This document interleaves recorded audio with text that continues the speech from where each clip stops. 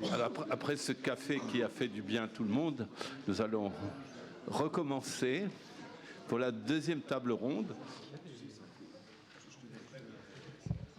avec un certain nombre d'intervenants qui ne sont pas moins brillants que ceux qui les ont précédés. Alors, je vous rappelle que la deuxième table ronde a pour intitulé « Vivre avec la violence ». Bon, elle traitera, je pense, de l'expérience que les populations du Moyen-Orient et spécialement de l'Irak ont de cette violence, et cela avec des analystes de différentes disciplines et de différentes provenances qui vont essayer d'en décortiquer les effets psychologiques et sociaux en particulier. Je ne présenterai pas ces intervenants, vous trouverez leur présentation dans votre dossier. Je vais donc immédiatement leur passer la parole. Alors, il n'y a aucun ordre de préférence. Je prends l'ordre qui est dans le programme. Voilà pourquoi la parole sera d'abord à Madame Louloua Al-Rachid, chercheuse en sciences sociales irakienne qui, en ce moment, est à Beyrouth. Oui. Je vous donne la parole. Merci, Monseigneur. Il faut Merci, Monseigneur. Bonjour à toutes et à tous. Alors, je ne suis pas du tout irakienne. Voilà. Ah bon ? Non. Non. Je suis née pas très loin de l'Irak, mais je ne suis pas irakienne. Et il m'est encore plus difficile de parler de l'Irak devant mes collègues irakiens et surtout devant des militants, des activistes, devant des gens qui ont vécu de près et de façon extrêmement intime la violence, notamment la violence de l'État islamique dans les territoires qu'il a occupés et administrés. D'autant plus, et le fait que je vienne des sciences sociales, je suis politologue de formation, rajoute à la difficulté. Il y a ce que Jean Leca avait pour habitude de caractériser comme une sorte de dérobade, d'une attitude de dérobade des sociologues ou des politologues face à la violence, qui est une catégorie difficile à construire comme un objet scientifique. Et elle est encore plus difficile dans le cas de l'Irak, dans la mesure où c'est un pays où la violence est historiquement omniprésente et répétitive, de sorte que, y compris chez les scientifiques, chez les sociologues, dans le discours académique, enfin universitaire, on bascule aisément dans les excès et les simplifications, parfois essentialistes et à tout le moins déterministes. Alors, je crois qu'il est important d'historiciser la violence en Irak, de la replacer dans la réalité d'une société où se juxtaposent, s'agrègent et parfois s'affrontent plusieurs sociétés. Il n'y a pas une société, de même qu'il n'y a pas une violence. Il y a des violences. Il faut la désagréger. Il y a, dans le cas de l'Irak, plusieurs sociétés qui sont différentes culturellement, religieusement, linguistiquement, dans leur mode de vie, dans leur vision. Ce sont des sociétés qui se juxtaposent. Parfois, elles s'ignorent. Dans le pire des cas, elles s'affrontent. Mossoul, dont on a beaucoup parlé ce matin, est un véritable laboratoire de cette juxtaposition de sociétés, parfois de micro-sociétés. Il y a des minorités en Irak, dans le nord de l'Irak, notamment dans la province de Mossoul, qu'on ne trouve nulle part ailleurs au Moyen-Orient. Notamment, par exemple, les Shabaks, dont le seul nom, en fait, désigne cet enchevêtrement d'identité, cette juxtaposition de caractéristiques empruntées à leur environnement local. Alors, ils sont d'un point de vue religieux, ce sont des chiites, mais ce ne sont pas exactement des chiites duodécimains. D'un point de vue linguistique, ils sont arabophones. Donc, il est difficile, lorsque la violence éclate, de tracer des lignes de démarcation et de comprendre leur affiliation ou leur basculement d'un côté ou de l'autre. Je prends cet exemple pour expliquer que les identités ne sont pas figées, que les gens changent d'identité parfois opportunément en fonction de la conjoncture. Parfois, il est beaucoup plus profitable de se revendiquer du chiisme, du chiisme, d'effacer les différences intra-chiites parce que les chiites sont au pouvoir à Bagdad. Parfois, il est beaucoup plus intéressant de se revendiquer d'une arabité lorsque l'affrontement entre Bagdad et les Kurdes bat son plein. Donc là encore, il ne faut pas essentialiser ces appartenances, il ne faut pas condamner ces sociétés à une violence qui ne ferait que se répéter, même si, malheureusement, dans le cas de l'Irak, nous sommes dans le cas d'une société qui est entièrement perçue à travers le prisme de la violence politique, mais aussi de la violence sociale, notamment la violence contre les minoritaires, la violence de genre, la violence homme-femme, la violence économique, et là je rappelle la violence des sanctions internationales, des sanctions économiques qui ont été imposées pendant plus de 13 ans à l'ensemble du pays, au nom de l'affaiblissement de la dictature de Saddam et de la protection de la population. Donc il est frappant de voir que ce prisme de la violence, en fait, est permanent dans les grilles d'analyse qui ont été développées pour appréhender le pays, son État, sa société. C'est un paradigme qui perdure toujours, et je dirais que l'omnipotence de ce paradigme nous a un peu insensibilisés à la violence qui se déchaîne en Irak, notamment depuis 2003 et bien avant, de sorte que nos catégories, en fait, nos valeurs morales ne sont plus pertinentes dans le cas de l'Irak, puisqu'il n'est question que de violence. Ce serait une société violente, intrinsèquement violente, une société historiquement toujours violente, instable, où les rapports de force entre les groupes qui la composent ne se stabilisent pas, ne s'apaisent pas, ne se pacifient pas. Et par conséquent, les pires épisodes de violence, ne serait-ce que depuis 2003, la liste est malheureusement très longue. Ça a commencé avec l'occupation américaine, le scandale de la torture dans la prison d'Abu Ghraib, les exactions commises par l'insurrection armée, ensuite par ceux qui ont combattu l'insurrection armée, notamment les milices, plus ou moins chiites, même si j'ai beaucoup de réserves sur ces catégorisations.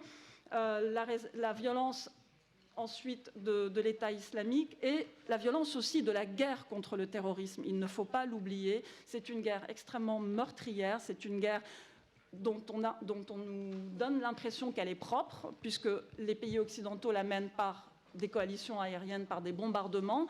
Mais on a vu le résultat dans la région, avec la destruction de centres urbains extrêmement importants historiquement, démographiquement, comme Mossoul, comme les grandes villes de Syrie qui ont été rasées et détruites. Le cas de Mossoul est très frappant. Une moitié de la ville est entièrement détruite et la reconstruction est extrêmement lente, faute de ressources financières et de volonté politique aussi.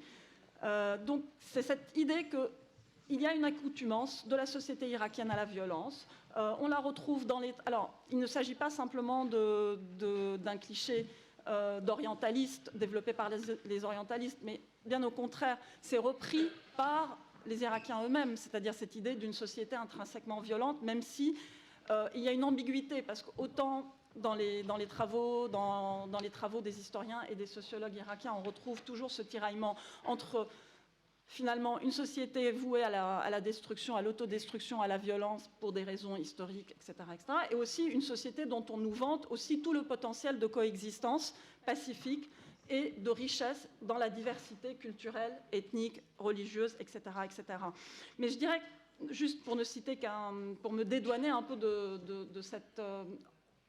non pas que dans mes travaux, j'ai beaucoup versé dans cette essentialisation de la violence, mais du côté irakien, on part toujours des travaux d'un sociologue qui s'appelle Ali Louardi, qui est décédé en 1995, je crois, et qui est un peu le père fondateur de la sociologie irakienne, et qui a construit, à partir de sa réflexion sur l'œuvre d'Ibn Khaldoun, qui a construit une vision, une personnalité irakienne. Il y a le paradigme de la personnalité irakienne, et pour lui, il le résume en 3 caractéristiques. C'est un peu un portrait psychosociologique dont aujourd'hui on aurait beaucoup de mal à faire usage, mais en tout cas, cette violence en Irak s'expliquerait par une lutte interminable entre la sédentarité et le nomadisme, entre la bédouinité et la citadinité et l'urbanité.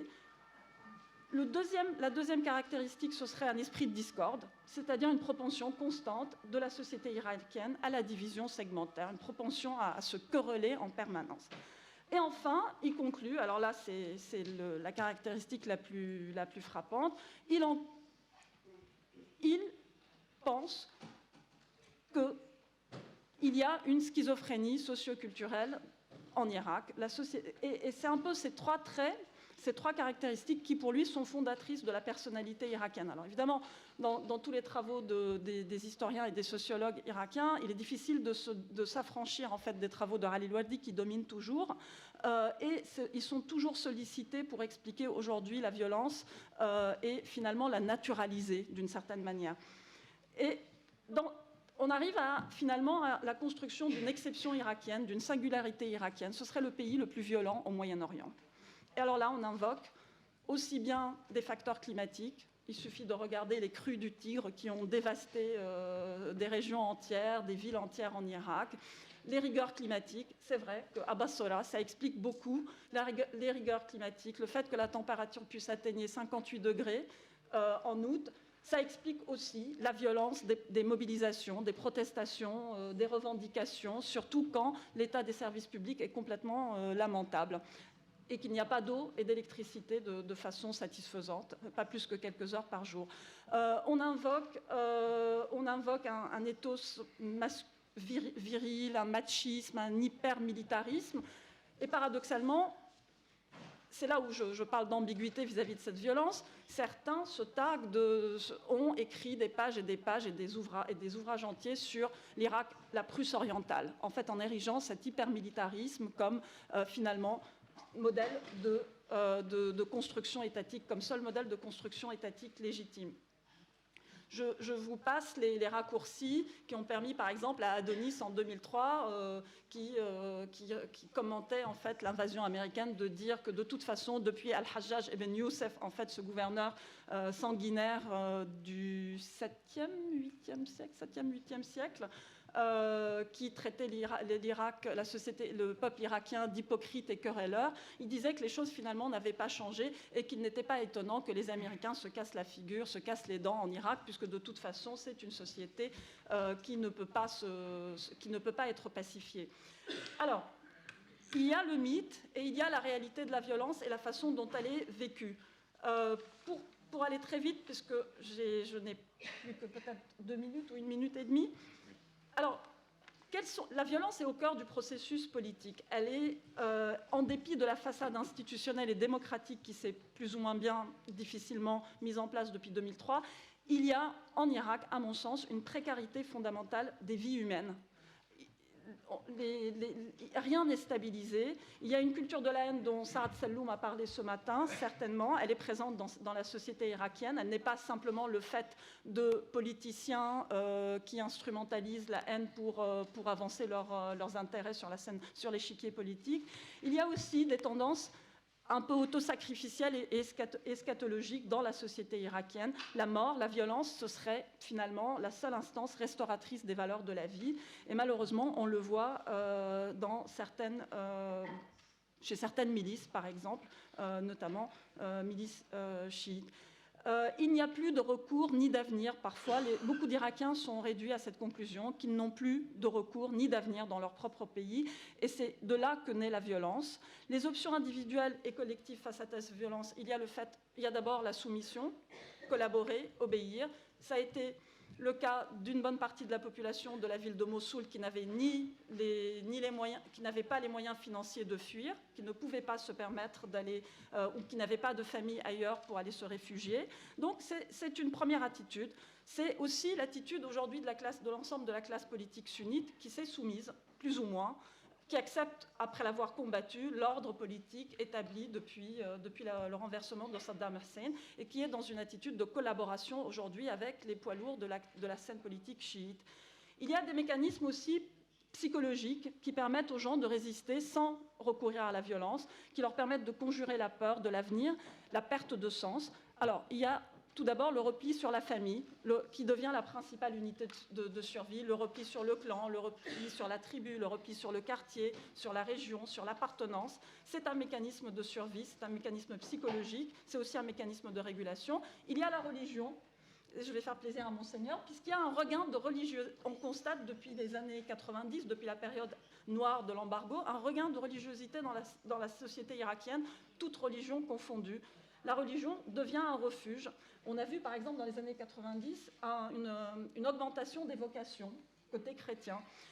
Il y a aussi l'art, la création, l'humour, l'autodérision, et on voit depuis une vingtaine d'années un dynamisme de la littérature irakienne, dont on parlera certainement dans la séance de l'après-midi.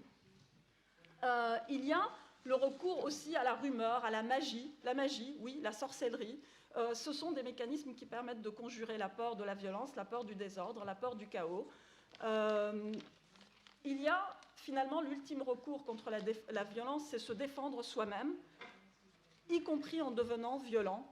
Et c'est quelque chose qui a été expérimenté sous différentes formes depuis 2003 en Irak.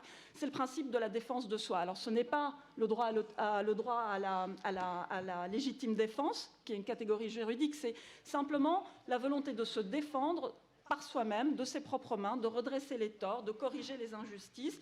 Et c'est là qu'on bascule aisément dans la violence extrême, puisqu'il s'agit de la défense non seulement de soi, mais aussi du groupe, de son identité. Et là, effectivement, ça donne lieu à des dynamiques insurrectionnelles que l'Irak a expérimentées sous différentes formes depuis 2003. Juste pour conclure, si Monseigneur me donne une minute, ce tableau un peu obscur et noir doit être un peu relativisé. Il y a des mécanismes et des mécanismes de régulation de la violence et des mécanismes aussi pour contenir la violence. Il ne faut pas les chercher à l'échelle nationale. Il n'existe pas, depuis que cet État, ce léviathan barciste a disparu, aussi bien d'ailleurs en Syrie qu'en Irak, on ne peut plus s'adresser à l'échelon national pour une demande de régulation sociale et pour une demande d'endiguement de la violence. Il faut retrouver ça au niveau local, au niveau de la famille, du village, du quartier, comme je l'ai déjà dit. C'est là où l'on peut en fait faire fonctionner des mécanismes non pas de justice transitionnelle, parce que je crois qu'il n'y a pas grand-chose de cet ordre-là encore, malheureusement, mais plutôt des mécanismes de compromis, d'amnésie, de réconciliation, parfois chèrement payés, mais en tout cas, c'est au niveau local qu'on peut espérer en fait trouver des solutions, parce qu'il n'y a, encore une fois, aucune malédiction ni fatalité à la violence en général et en Irak en particulier. Merci beaucoup et pardon d'avoir tardé. Merci beaucoup à Madame Al-Rachid. Je ne pouvais pas ne pas lui donner 30 secondes de plus après ce qu'elle m'a dit. Merci de cette analyse très importante.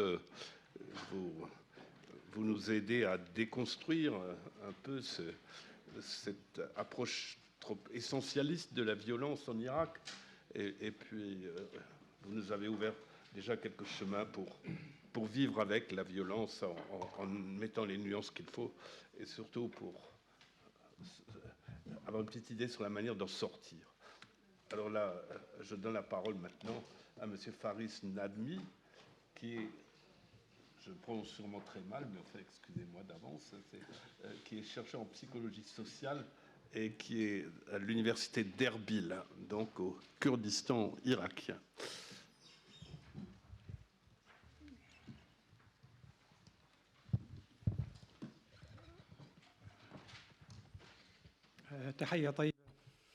Bonjour, mesdames, messieurs. Je voudrais remercier les organisateurs de cette conférence. La présentation de notre collègue Loloa était une très bonne introduction au thème de la violence en Irak, le fait que la violence est une des caractéristiques stables de la société irakienne, ainsi que d'autres éléments. Je ne vais pas répéter ce qu'elle nous a dit, mais il est très important en introduction de dire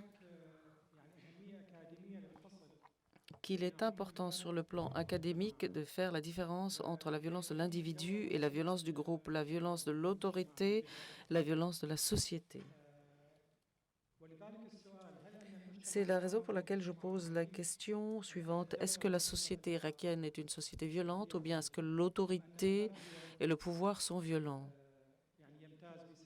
Est-ce que c'est l'individu qui est caractérisé par sa violence? La personnalité de l'individu irakien est-elle violente ou bien est-ce que la personnalité de la société est violence? Il faut essayer de séparer tous ces éléments pour qu'il n'y ait pas malentendu au niveau de l'analyse, au niveau du diagnostic et des conclusions. Nous avons bon nombre d'exemples de violence en Irak. On a aussi de nombreux exemples de non-violence. Il y a le mouvement du poème moderne arabe qui a été lancé par l'Irak. Il y a un mouvement artistique, le théâtre, les arts graphiques. Nous avons un grand patrimoine d'actions non violentes telles que les syndicats, les mouvements libéraux qui ont commencé dans les années 40 et 50 en Irak. Et puis nous avons aussi un héritage important qui est la volonté de constituer une société civile loin de la violence et proche de la réconciliation.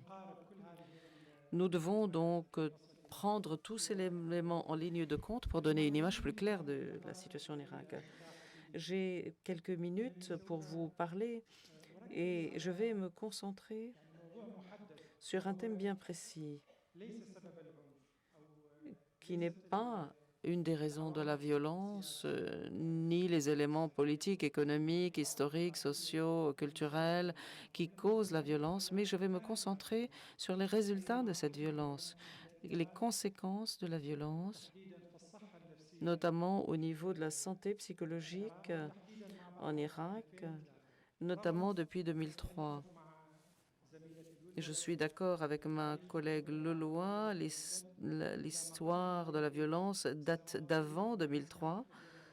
Certains pensent que la violence politique a commencé dès le début des années 60 en Irak et s'est renforcée lors de la guerre irako-iranienne, s'est transformée en guerre et violence économique internationale contre l'Irak à l'époque de l'embargo et des sanctions.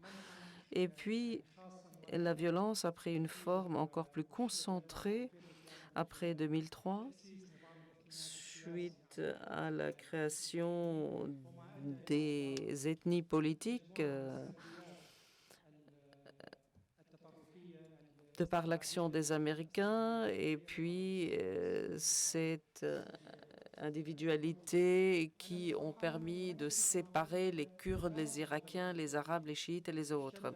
Je vais donc me concentrer sur les conséquences de cette violence, notamment après 2014, l'occupation de la ville de Mossoul, qui a constitué un véritable choc psychologique tant à l'intérieur de la ville qu'à l'extérieur de la ville.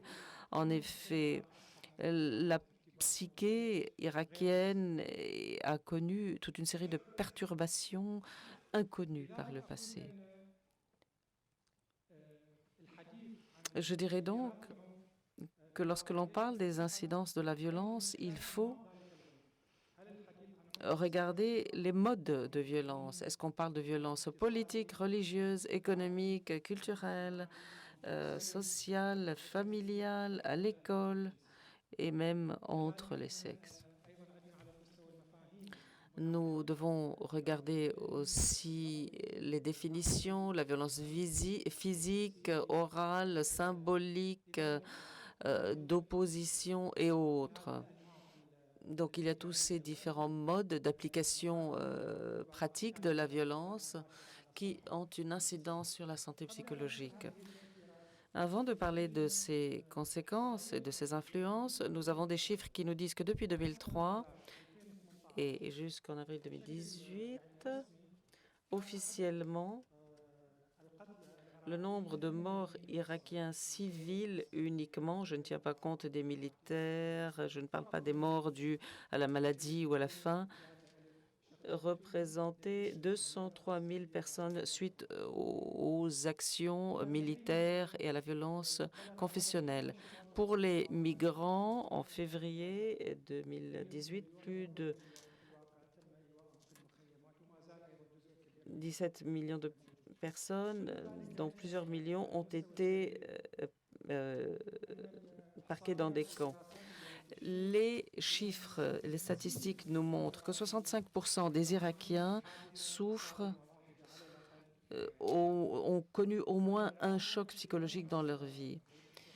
Et l'Irak est un des pays où les gens sont le plus déprimés dans le monde sur une liste de 148 pays. Le pourcentage de problèmes psychologiques selon les études que j'ai révisées varie de 18 à 35% de la population. Les perturbations les plus répandues et connues en Irak sont la dépression, 37% des personnes, les PTSD varient de 20 à 40%.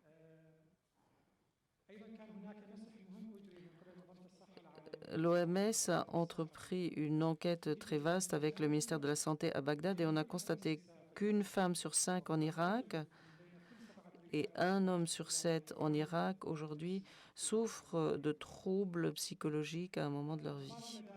Les enfants des écoles irakiennes, nous avons des statistiques qui se rapprochent et qui nous disent que 37% des enfants des écoles souffrent de perturbations psychologiques et 50% des enfants adolescents connaissent aussi des chocs psychologiques.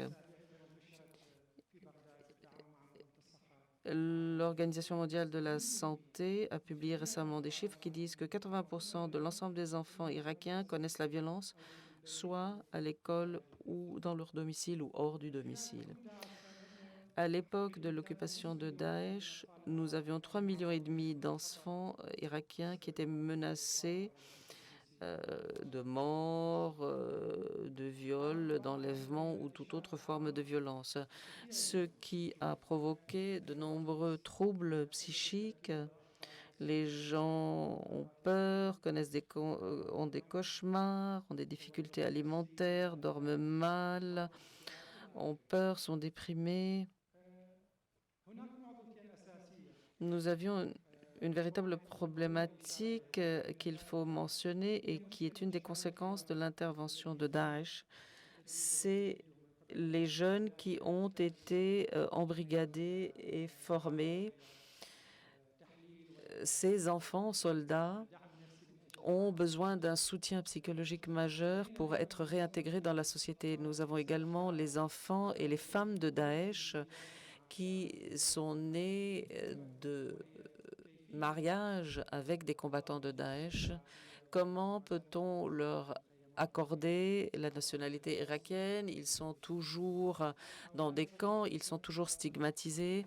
Donc, ceci aussi peut avoir un élément négatif sur la psychologie de ces enfants. Le nombre de femmes aussi est très touché. Il est dit que 45% des femmes mariées en Irak souffrent de violences domestiques. 76% des femmes se sentent menacées par des groupements armés. Nous pouvons également parler de la violence sexuelle dont on vous a parlé lors de la précédente session. Pour ce qui est de l'enseignement, de l'éducation, des médias, eh bien, les zones qui étaient occupées par Daesh ont fait l'objet d'une politique d'appauvrissement psychologique, culturel au niveau de l'enseignement en faveur évidemment de la violence et évidemment tout cela a des incidences sur la santé psychologique des personnes. Alors, quelle est la position des services de santé en Irak? Toutes les statistiques nous montrent qu'aujourd'hui, il n'existe pas en Irak plus de 90 psychologues uniquement. C'est-à-dire qu'on en a un pour 250 000 personnes. C'est un chiffre qui est équivalent à 0. Toutes les évaluations nous montrent que les systèmes de soins, de santé, de soutien psychologique sont défaillants. Le ministère de la Santé irakien, qui a publié son plan de santé national en 2014, pour la période 2014-2023, indique que l'Irak souffre d'une grande pauvreté en termes de santé et de soutien psychologique, car le nombre de problèmes psychologiques représente 35% concerne 35% de la population, selon les chiffres officiels de l'État. Et la lacune entre les besoins et les capacités de traitement représente 94%, ce qui nous met dans une situation absolument catastrophique sur le plan de la santé psychologique. J'ai quelques propositions que je pourrais vous présenter lors de la discussion. Merci de votre attention.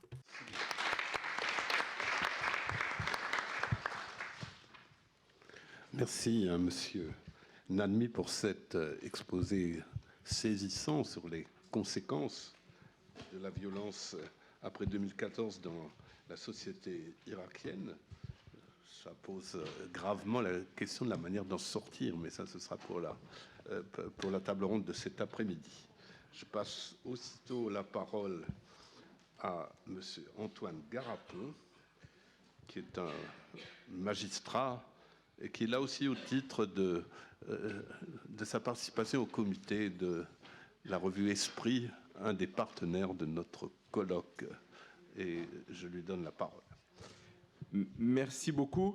Merci beaucoup. Alors, moi, je voudrais bien sûr traiter de la question de la justice et de la justice qu'on appelle la justice transitionnelle ou la justice pénale internationale. Pour remarquer un premier paradoxe, c'est que c'est une idée très nouvelle. Elle naît après la Deuxième Guerre mondiale. C'est une idée très puissante qui a tenu. Et pourtant, elle condamne très peu de personnes. Elle condamne très peu de personnes. Si on considère 186 millions de morts violentes au cours du XXe siècle, de morts violentes sur les armes ou la torture, majoritairement des armées de son propre pays, qui est la caractéristique de cette violence, seuls quelques milliers ont été condamnés depuis 50 ans. Quelques milliers de personnes. Et donc, si on prend l'exemple du monde arabe qui nous intéresse aujourd'hui, on se rend compte que des guerres aussi sanglantes que celle du Liban ou celle de l'Algérie n'ont fait l'objet d'aucun travail de justice transitionnelle pour des raisons évidentes. Et d'ailleurs, un journaliste remarquait que dans le soulèvement actuel à Alger, cette absence de justice pesait. Au Liban, les chefs de guerre continuent d'animer la vie politique. Il y a des exemples comme au Maroc ou en Tunisie où il y a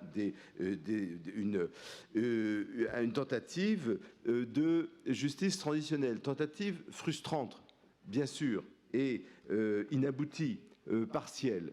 Mais plutôt que de me lamenter sur ce fait, je voudrais soutenir le point de vue que la frustration, l'inaboutissement font partie de la nature même de la justice pénale internationale, font partie de la nature parce que la justice transitionnelle ou la justice pénale internationale, c'est d'abord une idée avant d'être une réalité.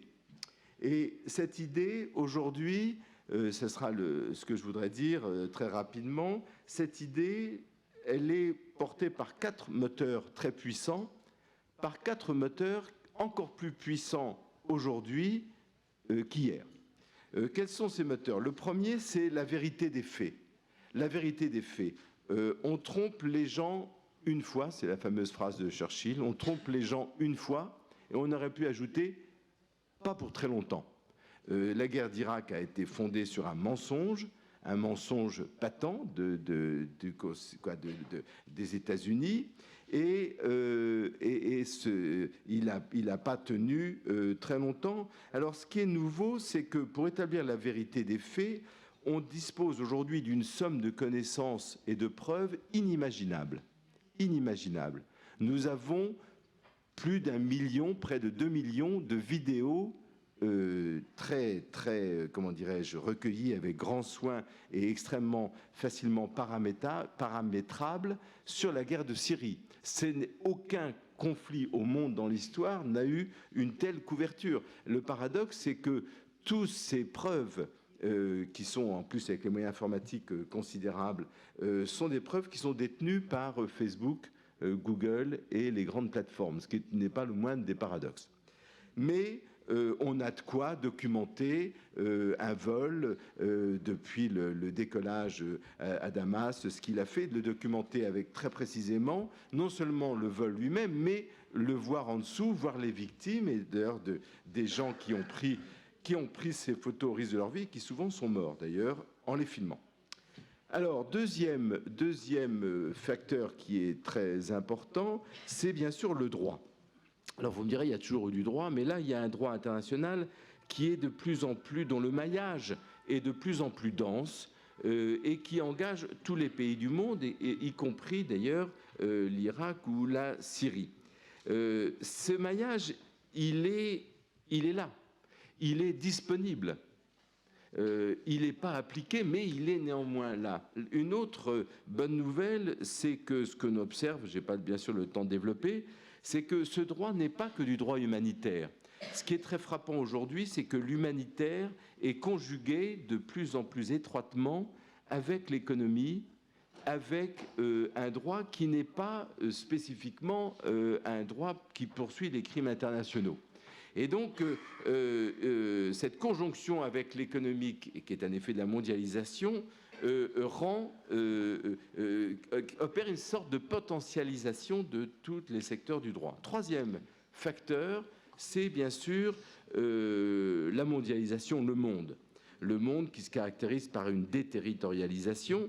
Cette déterritorialisation, elle a deux effets pour le sujet qui nous concerne. Tout d'abord, le premier effet, c'est que les moyens de rendre justice ne se trouvent pas qu'en Irak et sur site.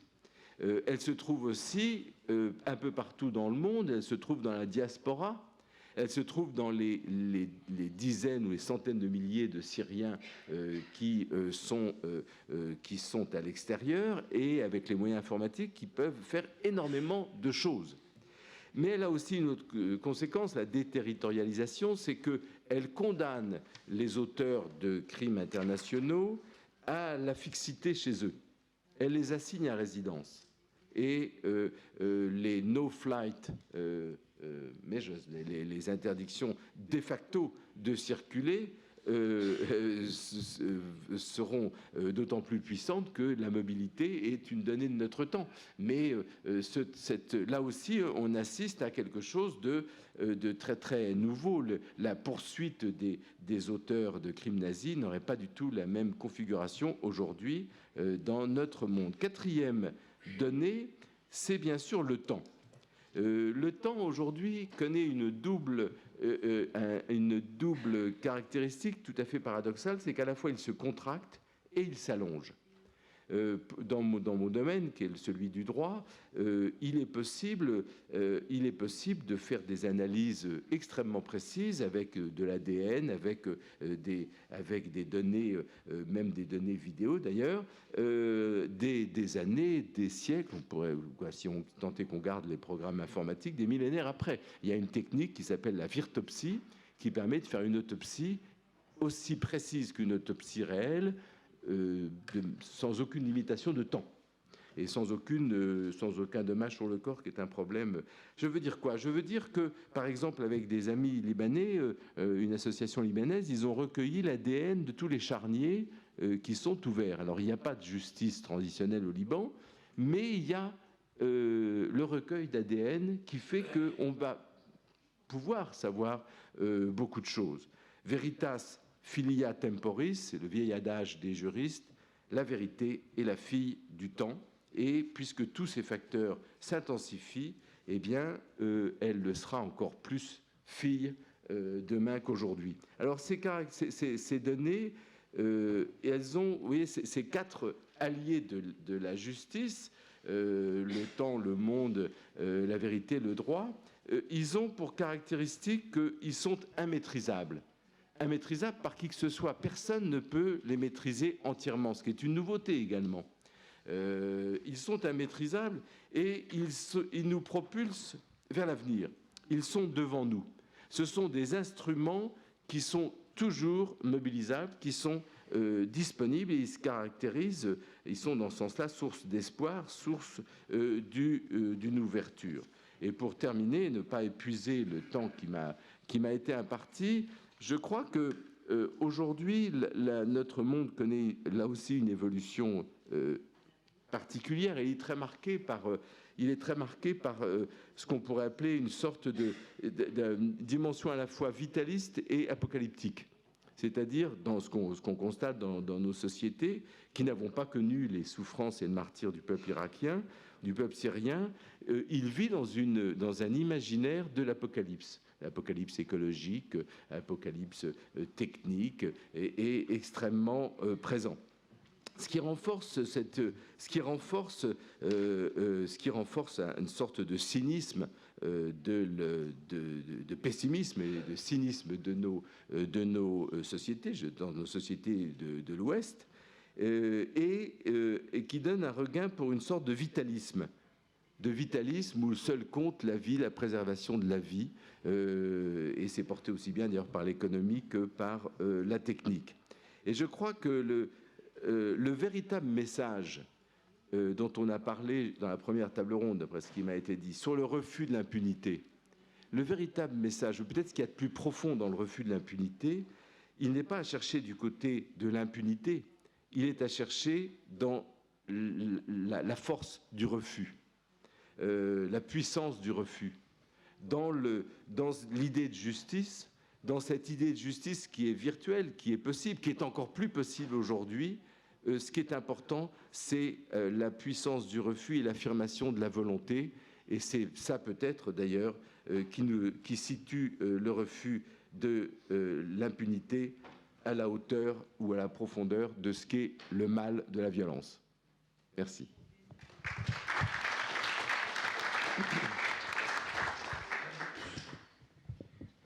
Merci Antoine, merci d'avoir respecté le temps, hein, surtout.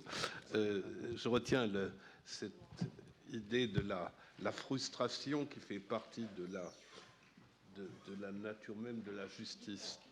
Micro. Je retiens cette idée de la frustration qui fait partie de la nature même de la justice transitionnelle. Il y aura certainement une réflexion à faire sur le lien avec la violence, précisément. Merci, et je passe la parole maintenant à M. Ali Hamdan, qui est de la faculté de droit de Damas et qui travaille à l'université de Paris-Ouest dans le cadre d'un programme qui s'appelle PAUSE. Si vous voulez savoir davantage sur ce programme, vous poserez la question à Antoine Compagnon. Vous avez la parole. Moi, je voudrais tout d'abord remercier Monseigneur Stinchet et tous les organisateurs. Il m'est plus facile de prendre la parole dans ma langue maternelle et c'est ce que je vais faire. Moi, je ne suis pas capable de procéder à une analyse sociologique, mais moi, j'ai vécu le début des événements en 2011. Je suis sortie de Syrie, j'ai quitté la Syrie en 2014, fin 2014. Donc, j'ai vécu la révolution syrienne. Tous les pays arabes ont été victimes d'injustice. La justice n'a ni religion ni ethnie. C'est un phénomène mondial. Même l'Europe a été victime d'injustice et nous connaissons actuellement cette injustice. Notre révolution est partie contre l'injustice en Syrie. Ce n'était pas une révolution qui visait une communauté. cette révolution a rassemblé toutes les communautés religieuses et actuellement, les représentants officiels de l'opposition comportent en leur sein toutes les communautés religieuses, le musulman sunnite, le chrétien, le druze, le chrétien arménien, etc. Même les associations de la société civile représentent des citoyens de toutes les communautés. On n'a pas de problème confessionnel en Syrie. Actuellement, il y en a un qui est la résultante de cette politique pratiquée par ce régime des despotes qui instrumentalise la diversité confessionnelle. Moi, je viens de Daraa, qui se situe au sud de la Syrie, et moi, je mentionne certaines communautés, mais pour pouvoir bien situer les événements. La majorité des habitants de Daraa sont sunnites. À côté de Daraa, il y a Souaïda, dont la majorité des habitants sont druzes. Alors, que fait le régime? Il kidnappe des citoyens de Daraa et les emmène à Souaïda. Et là, il annonce l'enlèvement d'un ensemble de citoyens de Daraa à Souaïda. Et là, il dit aux sunnites que ce sont les druzes qui ont enlevé des citoyens sunnites lors de leur passage par Souaïda. Il fait le contraire également à Daraa en parlant de citoyens druzes qui se sont fait enlever par des sunnites originaires de Daraa. C'est ainsi que fonctionne le régime. Il vit de cette cette œuvre. Il veut montrer, notamment à l'Occident, qu'il défend ces communautés minoritaires, les communautés religieuses, les minorités religieuses. Même la communauté alaouite n'intéresse pas le régime. Il instrumentalise la confession, la communauté religieuse et le parti pour atteindre ses objectifs. Vous connaissez l'histoire de Hafez al-Assad qui a emprisonné son copain alaouite qui était son compagnon et il l'a emprisonné à vie. Il a également jeté en prison des membres du parti Baath. Pour ceux qui croient qu'en Syrie, c'est le parti Baath qui gouverne, ils ont tort. Ceux qui gouvernent sont représentés par une personne, un tyran. Dans des pays, par exemple en Union soviétique, il y avait des élections et on savait que c'était le Parti communiste qui gouvernait. En Iran, même en Iran, il y a des élections présidentielles et autres. Mais en Syrie, ce n'est ni le parti ni la communauté. Quand ce parti a été fondé par Michel Aflaq et ses compagnons, ceux-là ont été exilés, assassinés. Vous connaissez cette histoire relative au mouvement de 1965-66 où Assad a renversé le pouvoir en place. Donc la révolution a été menée contre le despotisme et l'injustice. Et je vous répète qu'en Syrie, nous n'avions pas un problème intercommunautaire. En 1944, le Premier ministre syrien, à l'époque, c'était un régime parlementaire et le Premier ministre avait un rôle important. Et en 1944, c'était Fares Khouri et c'était la première fois qu'un Premier ministre chrétien arrivait au pouvoir dans un pays à majorité musulmane. Et il s'est occupé et il s'est occupé des affaires islamiques. Et donc, et il y avait au sein du Parlement un député musulman avait dit qu'il faisait plus confiance au Premier ministre pour gérer les affaires de la communauté musulmane qu'à sa propre personne. Le régime a joué un jeu très dangereux et a monté les communautés les unes contre les autres. Il va falloir de longues années pour tourner la page. La justice transitoire, comme l'a signalé Madame Kodmani, n'est pas suffisante. Nous comptons énormément sur nos amis européens pour faire valoir la compétence universelle des tribunaux. Par exemple, le centre syrien a commencé à documenter des dossiers en France et dans d'autres pays européens. Nous documentons les petits criminels pour arriver aux grands et pouvoir les poursuivre en justice. Je ne voudrais pas parler au nom d'une communauté ou d'un groupe.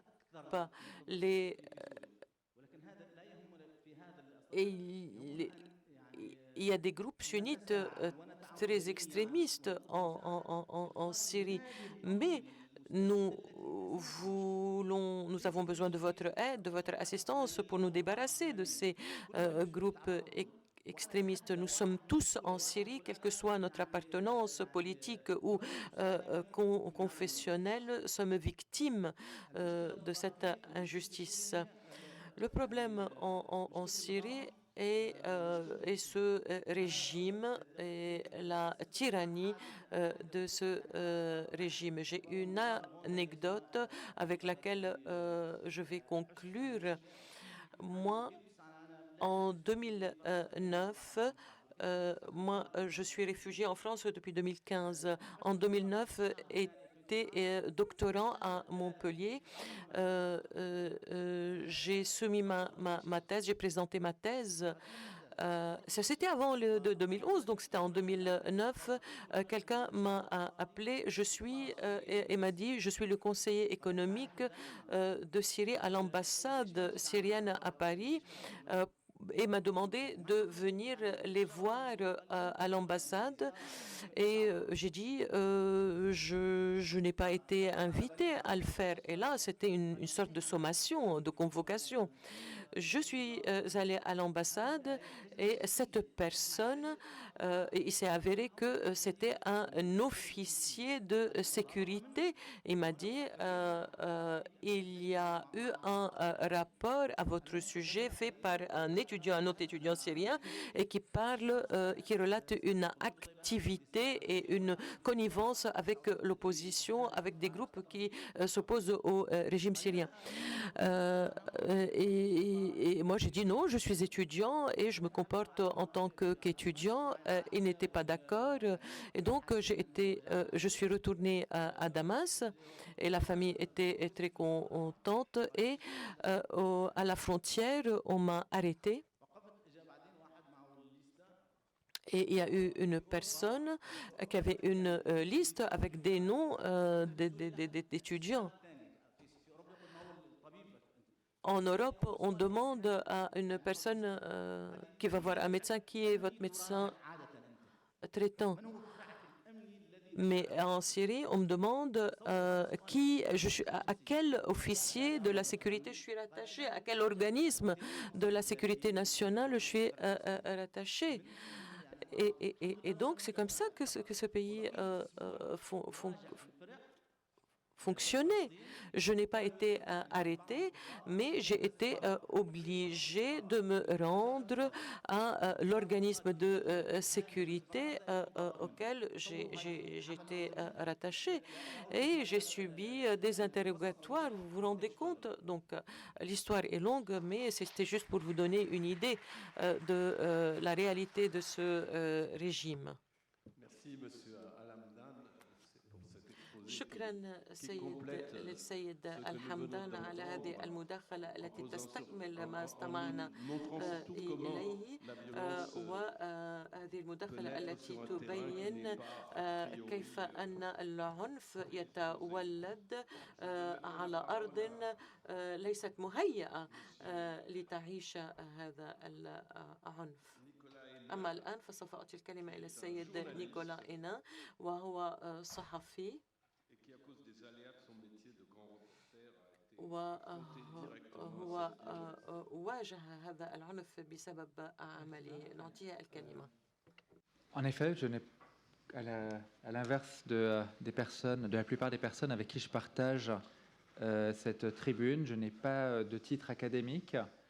Et malgré tout, j'aimerais davantage du point de vue du témoignage, où vous savez, des petites réflexions qu'on peut se faire le soir dans la solitude de sa chambre d'hôtel après une journée de reportage, eh bien, se faire pour essayer de donner du sens aux événements auxquels on a assisté dans la journée.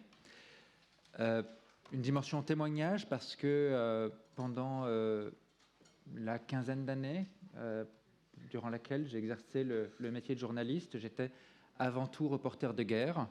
J'ai donc été témoin, vous pouvez l'imaginer, d'une quantité assez impressionnante de violence de tout type, violence dans toutes les directions, de l'État vers les individus, des individus vers l'État, de communauté contre l'autre, etc., etc. Et puis actuellement, j'ai quitté la presse et je travaille comme consultant. Et une bonne partie de mon travail me conduit à interagir avec des personnes qui soit ont été condamnées pour des faits de terrorisme, soit ont été signalées pour leur radicalisation. La première, je voudrais vous parler de 3 points. Le premier des points, c'est la question de la légitimité de la violence. La violence, on la voit depuis, et je pense qu'on la verra tout au long de cette journée, comme quelque chose de terrible, comme quelque chose d'abominable. Et on le voit d'ailleurs hein, quand on ouvre quand on regarde les nouvelles du monde, la plupart des drames qui saisissent l'humanité sont le produit de la violence. L'une des grandes phrases que j'ai appris très tôt, qui était un peu l'un des principes que j'ai vus dans mes reportages, c'est la violence et la force du faible. J'aime beaucoup cette phrase, pour montrer que l'on recourt à la violence, somme toute, lorsque l'on n'a plus aucun argument à faire valoir ou aucun moyen de l'emporter de façon raisonnée ou civilisée. La violence est... cela dit, la violence a aussi une forme de légitimité. Dans mes années de reportage, j'ai vu un certain nombre de gens qui ont pris les armes au sein de conflits parce qu'ils étaient persuadés que c'était la décision, que c'était la seule solution qu'ils pouvaient prendre. Et donc, oui, on se rend compte qu'il y a une certaine dualité entre, d'une certaine façon, une violence qui serait abusive, illégitime, une forme de barbarie, et en même temps, on doit faire le constat qu'il y a une forme de violence qui est légitime. Et d'ailleurs, autant le terme de violence est extrêmement chargé de façon négative, autant un mot comme soldat est plutôt positif dans les représentations. Donc on comprend qu'il y a un usage qui une fois qu'il est canalisé, est légitime de la violence.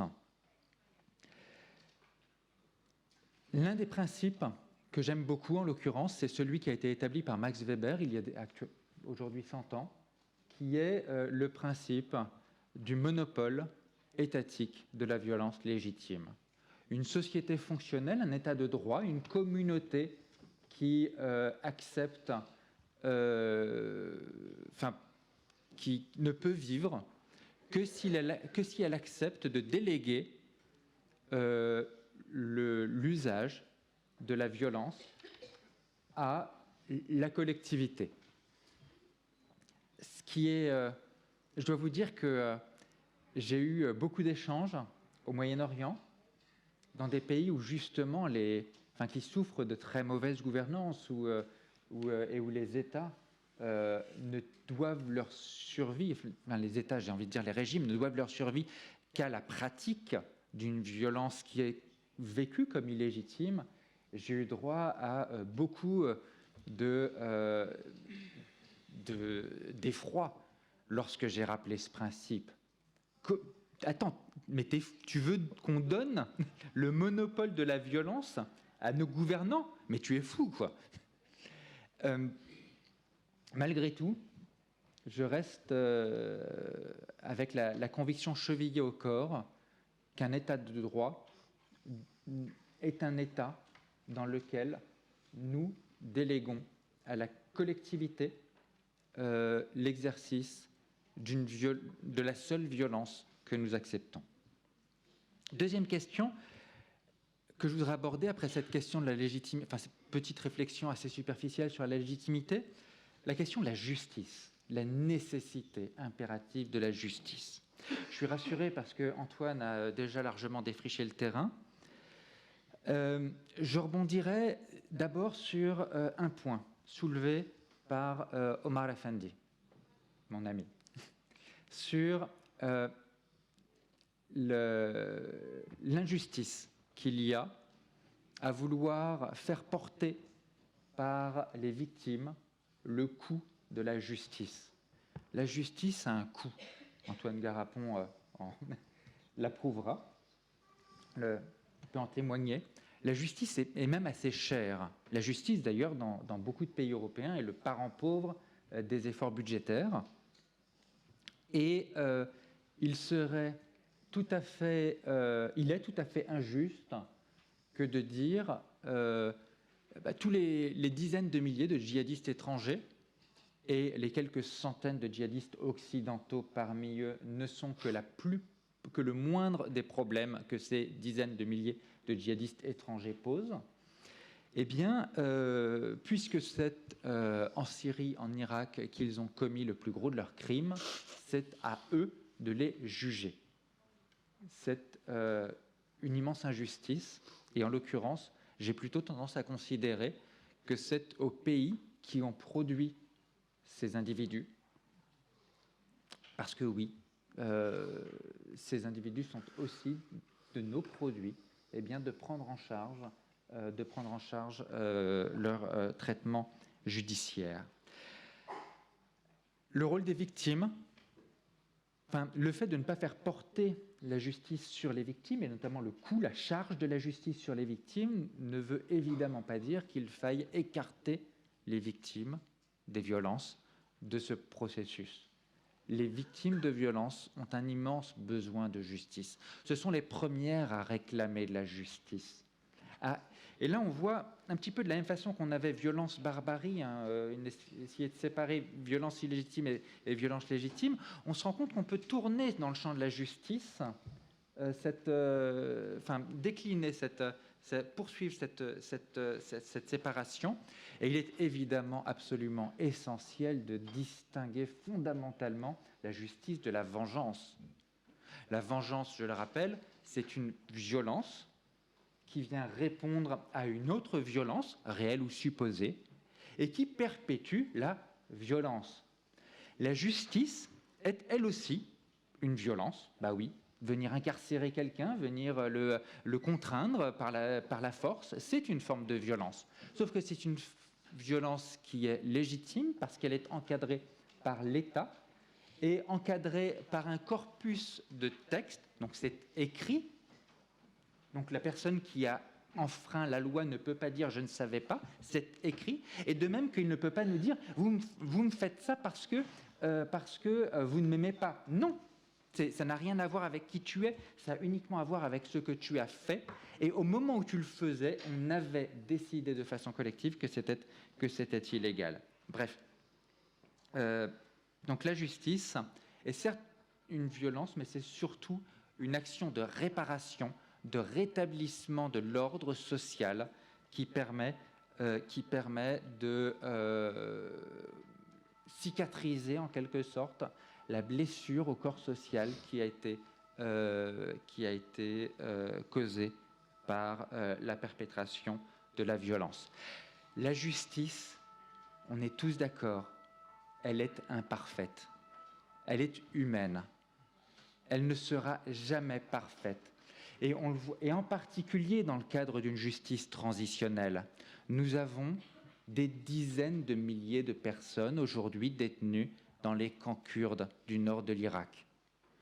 Parmi elles, des civils qui ont été surtout piégés, qui ont été d'abord piégés, qui ont pu avoir ponctuellement une certaine sympathie, un certain attrait pour l'idéologie de Daesh, mais qui sont aussi d'abord dans une grande proportion des victimes de Daesh.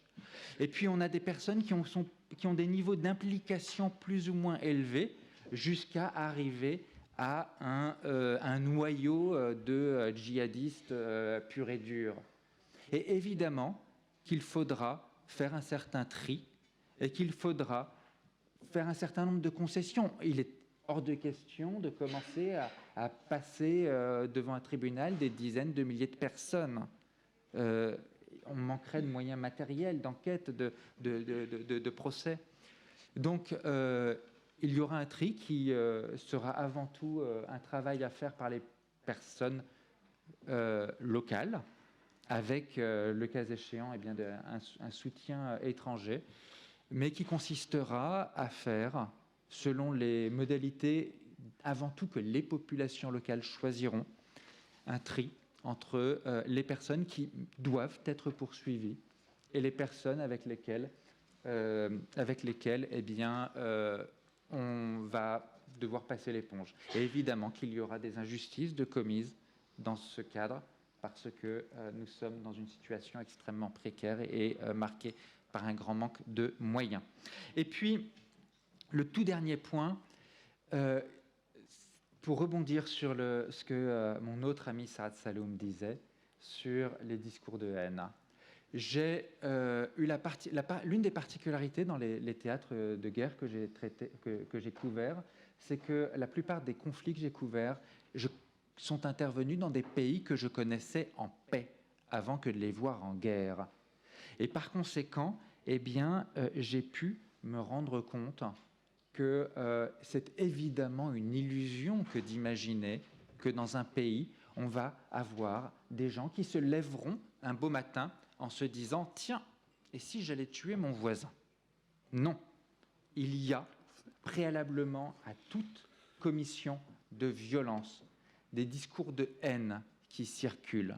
Et l'enseignement douloureux à retenir, et je pense que l'attentat survenu la semaine dernière en Nouvelle-Zélande en est encore une douloureuse piqûre de rappel, c'est que les discours de haine, ils perfusent dans la société, ils infusent dans la société, y compris par des vecteurs extrêmement, j'ai envie de dire, mainstream. Je déteste ce terme de mainstream, je l'emploie pour le ridiculiser. Mais dans des discours qui sont extrêmement, qui sont somme toute d'une grande banalité. Et c'est contre cela, ce précurseur en quelque sorte de la violence, qu'il nous faut être extrêmement vigilants. Et je finirai en reprenant une phrase qui a été prononcée dans la table ronde précédente et qui, me semble-t-il, est extrêmement forte, extrêmement puissante, Et cette phrase, c'est la tienne, ma chère Basma. C'est « Si l'on autorise des loups à rentrer dans la bergerie, ce ne sont pas les loups qu'il faut blâmer. » Merci.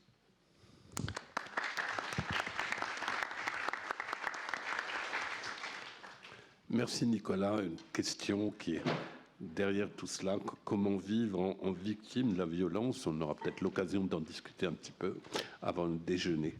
Je donne enfin la parole à monsieur Salam Kawabiki, qui a été directeur de l'Institut français du Proche-Orient à Alep et qui aujourd'hui dirige le Centre arabe d'études et de recherche à Paris, mais qui est familier du terrain syrien. Vous avez la parole. Merci Monsieur le Président. Tout d'abord, je commence, comme je l'ai fait hier dans une conférence à Lille. J'étais invité à une conférence intitulée « La fin du printemps arabe ». Alors, en arrivant dans la salle, j'ai rajouté un point d'interrogation. Bien entendu, c'est pas la fin du printemps arabe, loin de là. Là, je commence par interroger le titre de notre réunion, de la violence à l'espoir. Moi, j'ai tendance à l'inverser, de l'espoir à la violence. Nous sommes partis de l'espoir dans les années 2010-2011 avec les révoltes arabes, les printemps arabes, les révolutions arabes, les protestations. Et nous sommes passés par la période de la souffrance et la douleur, la tuerie, notamment en Syrie, pour arriver à la période, entre centaines de guillemets, de la défaite du droit et la défaite des peuples. Mais ce n'est pas la fin du monde aussi, encore une fois. Et ce qu'on voit se faire et se passe tous les jours en Algérie, au Soudan, nous redonne de l'espoir et on pense que ça va redémarrer tôt ou tard. Bachar al-Assad, il a prononcé une phrase après la défaite des rebelles, une phrase d'une violence historique, quand il a dit, et je le cite pour une fois, « Nous avons perdu peut-être 1 demi-million de morts, nous avons perdu 7 millions de réfugiés, mais au moins maintenant nous avons une société homogène et saine. » D'après vous, quelle est la portée de la violence dans cette phrase? Le dernier qu'il a prononcé, c'était Adolf Hitler, dans les années 30. Et cette phrase est prononcée en 2018 et ça ne dérange personne. Même Monsieur le Président Emmanuel Macron, il dit « c'est pas mon ennemi, c'est l'ennemi de son peuple. Moi, mon ennemi, c'est Daesh. » Alors finalement, la violence exercée par les régimes autoritaires depuis la fin des colonisations, depuis l'État-nation, j'allais dire, notamment en Syrie depuis 1963, elle a donné ses fruits. Elle a donné ses fruits, et notamment récemment, c'est-à-dire on a tourné les regards de l'autoritarisme, du despotisme, des crimes contre l'humanité, des crimes de guerre exercés et produits par les régimes en place pour que tout le monde s'intéresse à l'État islamique. Il y a une semaine, j'étais à l'université de Lund et le sujet de la rencontre, c'était les acteurs non étatiques, le futur des acteurs non étatiques dans la région, et notamment l'État islamique. On a complètement zappé, comme on dit dans le jargon télévisuel, les circonstances dans lesquelles cet État islamique s'est créé. Pour ceux qui connaissent la Syrie, entre Raqqa, la ville qui a été occupée par l'État islamique, et Palmyre, une autre ville qui a été conquérie par l'État islamique, il y a à peu près 300 kilomètres dans le désert. 500 voitures 4x4 ont quitté Raqqa pour aller envahir Palmyre, pendant que l'aviation syrienne et russe pilonnait la ville d'Alep. Et comme ça, l'État islamique a occupé Palmyre. Pourtant, même les pigeons voyageurs pouvaient repérer ces caravanes de voitures 4x4 dans le désert syrien. Mais personne ne les a repérés. Même les drones occidentaux ne les ont pas repérés. À partir du moment où l'État islamique a occupé Palmyre, toute la presse, et notamment en France, commençait à m'interpeller pour me dire les monuments historiques de Palmyre. Ils ont commencé à détruire le temple de Baal, pendant qu'en même temps, des centaines, voire des milliers d'êtres humains se faisaient massacrer dans la ville d'Alep. Qui a gagné dans la guerre de la violence? Le régime, il vous a amenés tous vers Palmyre pour que vous vous inquiétiez par rapport aux monuments. Loin de moi de ne pas s'intéresser aux monuments, mais il faut savoir aussi que les êtres humains sont un petit peu plus importants dans cette histoire. Maintenant, j'étais le 5 mars invité par le Conseil de l'Europe ici pour une audition pour discuter leur dernier rapport sur la Syrie. Et ce rapport sur la Syrie, en résumé, c'était il y a eu des crimes, il y a eu des massacres, il y a eu les armes chimiques, pilonnage des cités, des villes, mais on ne dit pas qui a fait ça. Dans un rapport de 30 pages, on ne sait pas qui a fait ça. C'est-à-dire, si je le donne à quelqu'un qui ne connaît pas du tout l'histoire, il va penser plutôt à l'État islamique. Parce que maintenant, à la télé, partout, on ne parle que de l'État islamique. Et quand j'ai évoqué la situation en disant, mais c'est pour aboutir à quoi? Ils m'ont dit, c'est pour aboutir à renouer avec le régime syrien et pour participer à la reconstruction. C'était très clair. Conseil de l'Europe, c'était très clair. J'ai dit, mais vous êtes avec les criminels alors? Ils m'ont dit, c'est la réalité. Ils ont gagné la guerre. J'ai dit, imaginez-vous un instant, si c'était l'État islamique qui l'avait gagné, vous auriez pu faire la même chose? Ils m'ont dit, qu'est-ce que vous racontez? C'est n'importe quoi. On ne peut pas comparer. J'ai dit, non, on peut tout à fait comparer. Parce que si on prend la langue des chiffres, l'État syrien, entre aussi 1000 guillemets, a causé la mort de 2 millions de civils en Syrie. Et l'État de Daesh, avec milliers de guillemets, il a causé la mort de 30 000 en Syrie et en Irak. Cela, ce n'est pas pour dédouaner les criminels de Daesh et les terroristes de Daesh, mais c'est pour dire aussi qu'on a choisi d'être à côté de la violence. Et la violence qui va se passer maintenant dans la région, et notamment en Syrie, ce n'est plus la violence corporelle, c'est la violence politique qui se déroule tous les jours, c'est la violence économique et c'est la violence démographique. On est en train de déplacer la population syrienne. On est en train d'obliger les Nations Unies à interdire aux réfugiés syriens de participer au vote, si vote il y aura dans l'avenir. On est en train de pratiquer une violence de vengeance contre l'ensemble de la société, qu'ils soient des loyaux ou des rebelles ou des opposants politiques pacifiques.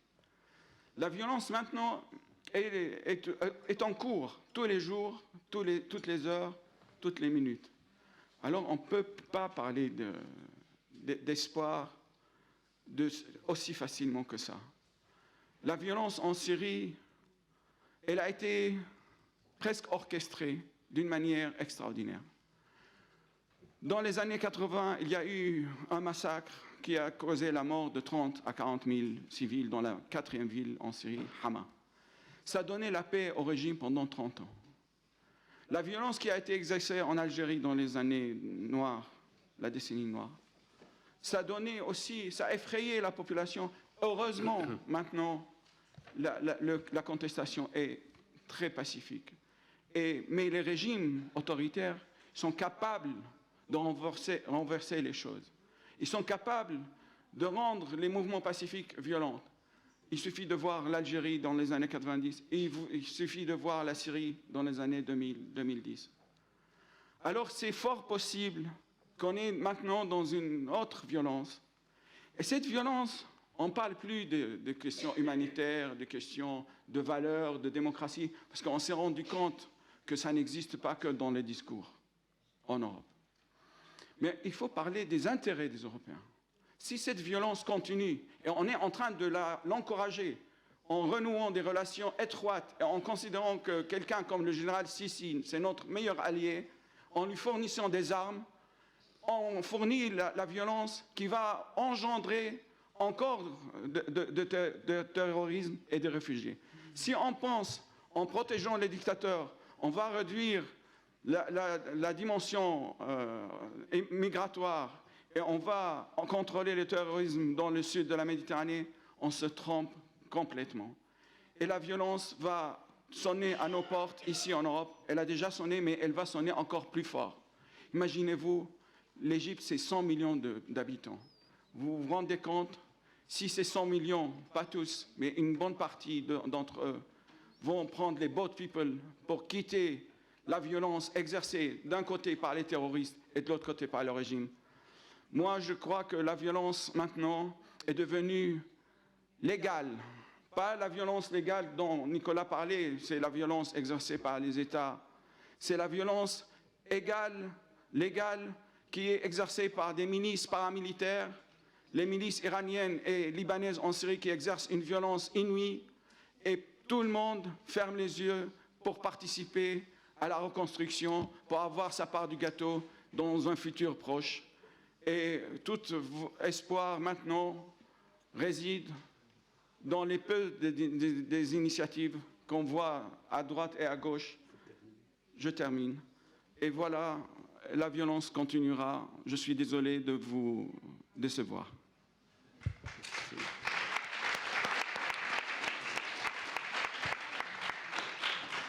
Merci, Monsieur Kawabiki.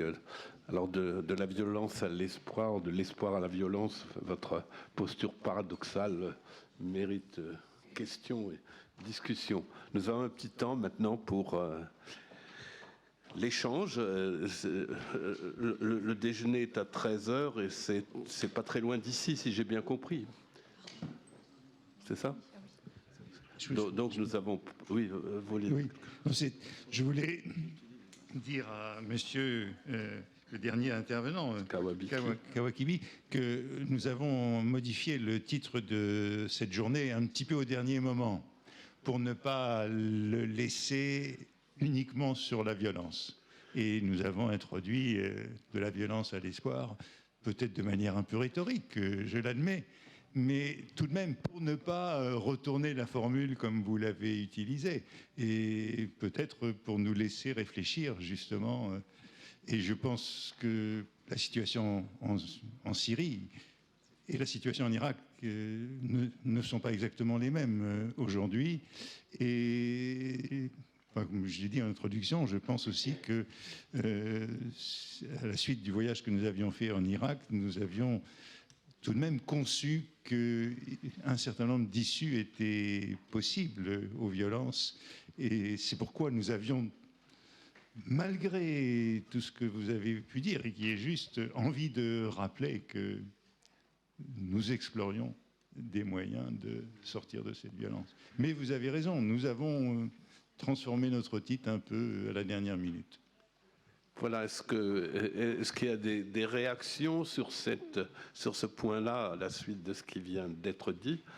Ceux qui veulent, ceux qui sont à la tribune sont invités éventuellement à converser entre eux sur cette question, mais dans la salle aussi, vous pouvez poser des questions. Et je redis, le déjeuner est à 13h, nous avons jusqu'à -10 à peu près. Hein. Voilà. Allez-y. Peut-être pour poursuivre un peu cette dialectique de violence ou d'espoir, en fait, je pense on oublie trop souvent que la violence a sa propre temporalité. La variable temporelle est extrêmement importante. Il y a des cycles de violence qui s'épuisent d'eux-mêmes, faute de combattants. Parce que l'échelle des destructions est considérable. Il y a des violences qui ne s'épuisent pas parce que la violence est toujours payante. La violence est perçue comme un moyen de renverser les hiérarchies établies, aussi bien les hiérarchies identitaires au sein des sociétés que les hiérarchies socio-économiques. Donc il faut prendre en considération la variable temporelle qu'on oublie face à l'horreur. Évidemment, on ne peut pas... Par exemple, je compare toujours l'Irak à la Colombie. Il y a une sortie possible. La Colombie a été, de façon à peu près identique à l'Irak, également appréhendée par les sciences sociales sous le prisme exclusif de la violence. Or, il se trouve qu'il y a des sorties de la violence extrême, comme la Colombie a pu le vivre depuis au XXe siècle. Mais là encore, il faut réintégrer la variable temporelle, comprendre que parfois c'est l'affaire de plusieurs générations, que les sociétés ne se stabilisent pas en quelques années. Le cas de l'Irak, où le changement de régime s'est produit en 2003, nous sommes en 2019. Nous n'avons toujours pas atteint un système politique stabilisé où il y a une cristallisation d'un rapport de force plus ou moins consensuel. Il s'est déplacé aujourd'hui à l'intérieur d'une composante de l'échiquier politique. C'est un rapport de force qui n'est plus entre Arabes et Kurdes, entre sunnites et chiites, mais qui est au sein de la principale composante du pays, qui est au sein du monde chiite et de l'échiquier politique chiite. Donc il faut vraiment garder ça en tête. Même si l'indignation, elle, doit être immédiate et sans aucune, et totale et sans compromission. Merci. Père Amir.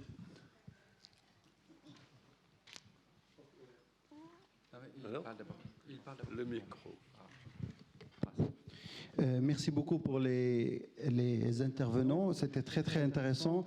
Et il y a toujours une frustration de savoir encore plus. Mais je pose ma question à M. Nadhmi, donc Dr Faraz Kamal Nadhmi. Vous avez présenté l'état psychologique de la société irakienne et c'était un petit peu une présentation sombre. Et bien sûr une présentation réelle mais sombre. J'aimerais bien savoir un petit peu, parce que c'est une frustration, et j'aimerais bien savoir qu'est-ce que vous proposez. Vous n'avez pas eu le temps de donner ce que vous proposez pour sortir, donc j'aimerais bien aussi vous entendre vos solutions. Merci.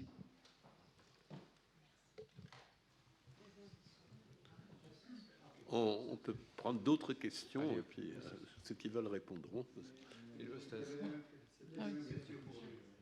نفس السؤال اللي سأله Je crois qu'il y a une question. نفس الكيستيون même سؤال. Bonjour, merci pour vos interventions. Alors vous décrivez effectivement des réalités très sombres de vos régimes. Et il paraît difficile, effectivement, de trouver des solutions de résilience pour gérer ce stress post-traumatique. Alors, vous sollicitez l'aide des pays européens ou occidentaux. Alors, ma question, ça serait de savoir quels sont les modèles de non-violence que vous observez dans cet Occident. En même temps, la violence traverse aussi l'Occident. Donc, je serais intéressée pour savoir quelle vision vous avez de cette violence dans vos pays arabes.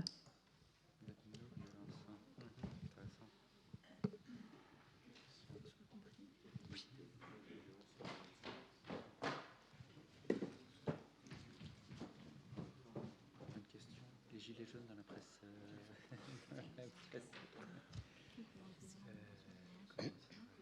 Est-ce que vous placez la répétition de la violence dans la temporalité ou à l'extérieur de la temporalité? Voilà, on va peut-être déjà retenir ces questions-là et ceux d'entre vous qui veulent intervenir sur l'une ou l'autre de ces questions peuvent le faire maintenant.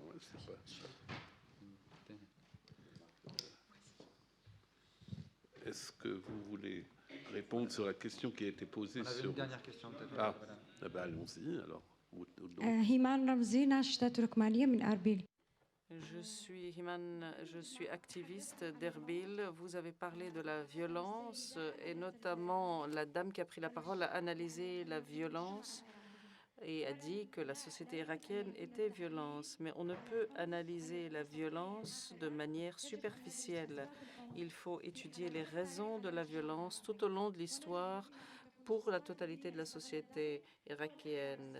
Il faut ne pas oublier les abus des autorités religieuses ou politiques. Je vais vous donner un exemple de ma vie personnelle.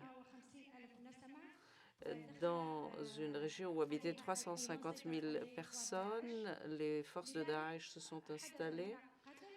C'était dans la ville d'Afra. Ils ont violé, enlevé des personnes, tant dans les communautés sunnites que chiites.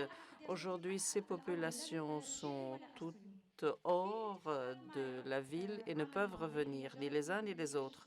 Aux élections parlementaires du mois de mai, un certain nombre de voix a été accordé à un parti qui a bougé le mouvement turkmène. La personne derrière ce mouvement est intervenue personnellement et le Conseil turkmène, lui, a une stratégie qu'il définit sur un an ou deux, mais ne parle pas des enlèvements des femmes turkmènes ni des enfants qui ont été qui sont nés de mariage avec Daesh. Donc ils oublient les populations, ils ont été élus et ne travaillent que pour eux-mêmes. Ils activent la population dans leur intérêt pour faire face à une autre société. C'est ce qu'on appelle la violence. Utiliser les gens, c'est aussi une forme de violence. Donc, comment peut-on changer les choses, changer les mentalités des jeunes, empêcher les jeunes de se soumettre à ces partis? Merci.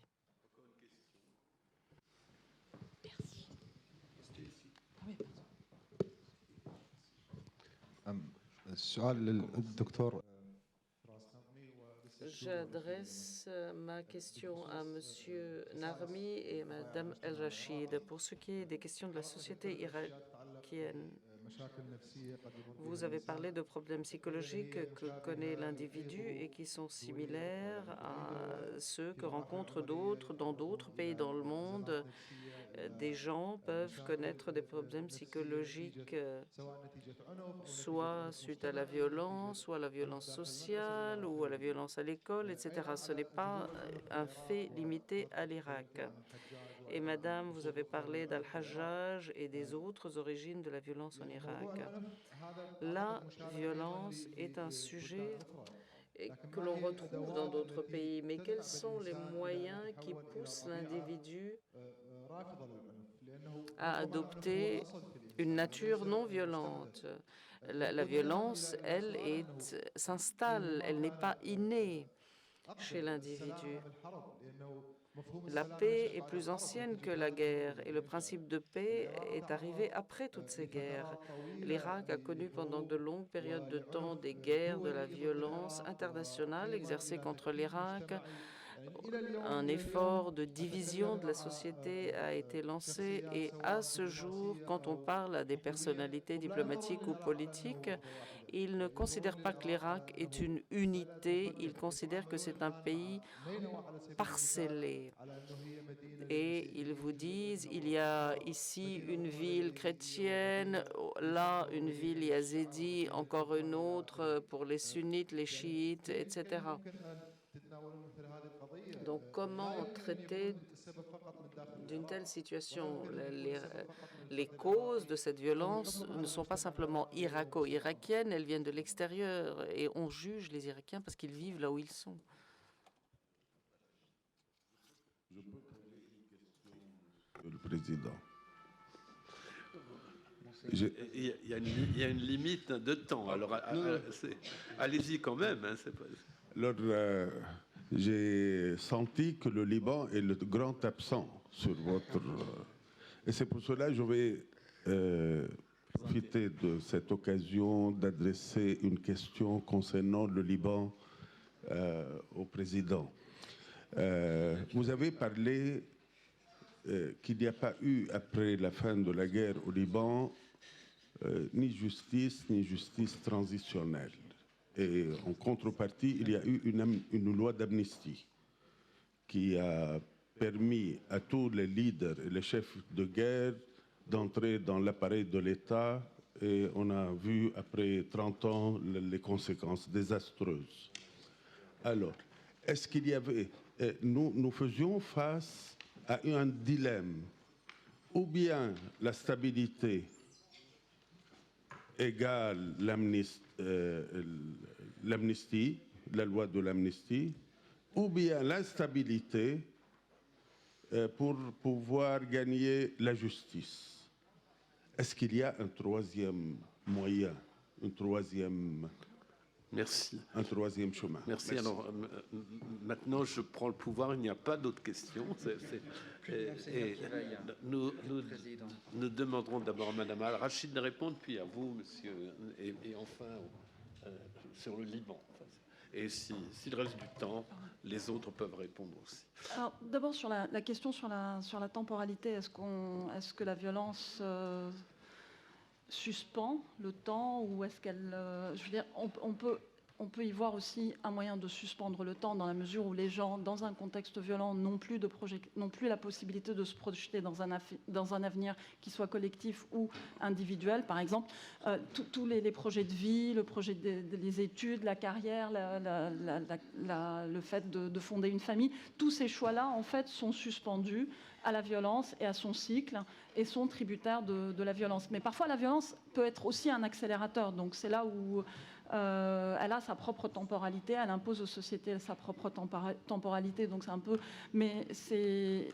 Je ne peux que vous... Enfin, il y a tout un pan de la science politique qui travaille, en fait, qui cherche à rétablir la variable temporelle, en fait, comme une véritable variable centrale dans l'analyse des dynamiques sociales et de la violence en particulier.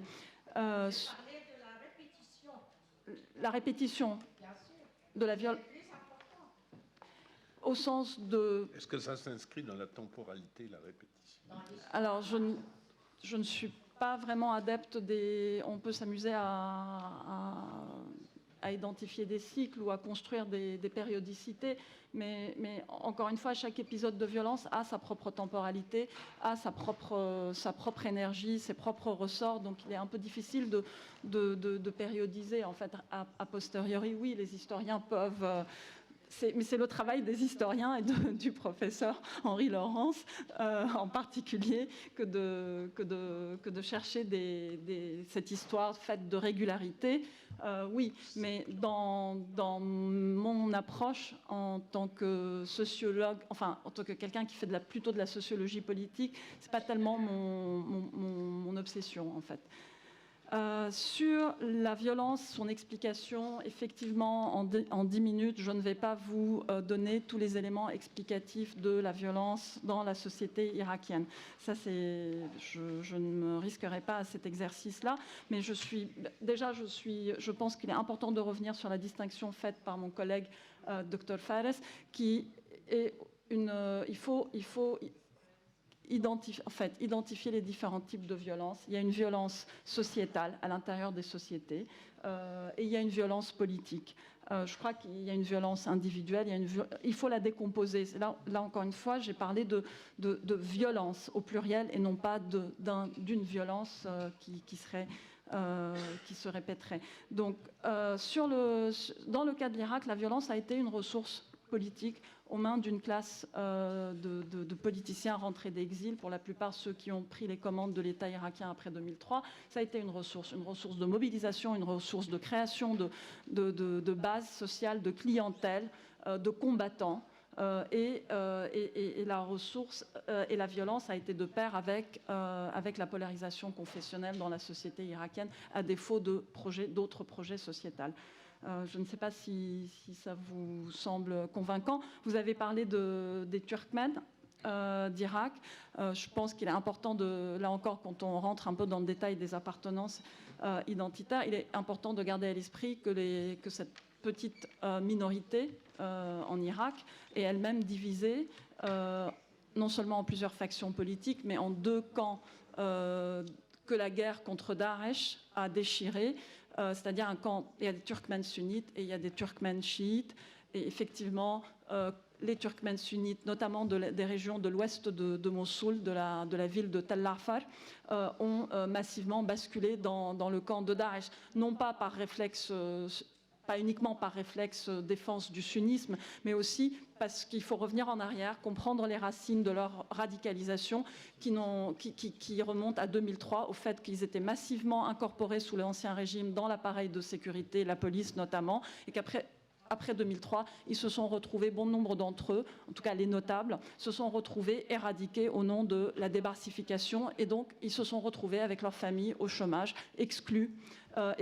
Mais si je peux vraiment souligner un élément important explicatif dans la violence elle est liée à la construction de l'ordre politique, à la construction étatique, elle est liée au degré d'inclusion ou d'exclusion de l'ordre politique, elle est liée au degré de légitimité ou d'illégitimité de cet ordre politique. On ne peut pas la dissocier, on peut toujours s'amuser à faire une généalogie plus sophistiquée de la violence, mais elle est consubstantielle à la construction de l'État et du politique. Voilà. Ah oui, pardon. Dernière question de Omar Afendi. Je suis entièrement d'accord avec vous sur le fait que parfois les acteurs extérieurs rajoutent au niveau de violence locale bien plus qu'ils ne contribuent à diminuer les niveaux de violence.